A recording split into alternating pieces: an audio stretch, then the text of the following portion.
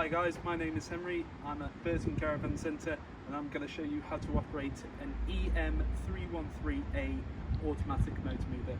So, customer here has purchased a brand new one from ourselves. So, starting off at the battery locker just here. It's got a brand new battery that's been fitted in just here with the terminals on both sides. You then have this red ignition key. The key itself you have to press in to the point in the battery locker. For a Swift it may slightly differ dependent on the model. Push it in and twist it to the side. That is now taking the power from the battery to the motor mover. You then have a remote. Now the remote itself, to switch it on, you flick up on the little tab on the side, flick it up just like so.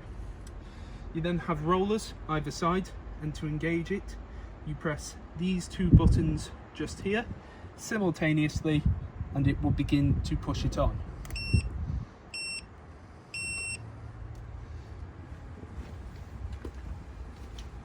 So you just have to keep on pressing and holding, and gradually it will begin to push it onto the roller itself. Now it will automatically stop itself once it's reached its certain target point.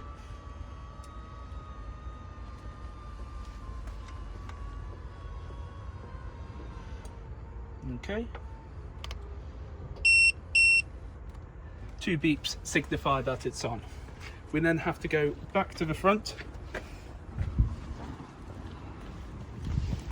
Camera woman putting in a good shit. Handbrake down. I give it a little bit of a tug as well. As you can see, it's not moving anywhere. Make sure you have plenty of leg in your jockey wheel, as that has to be able to spin 360 degrees. Then it's a case you can go forwards, backwards,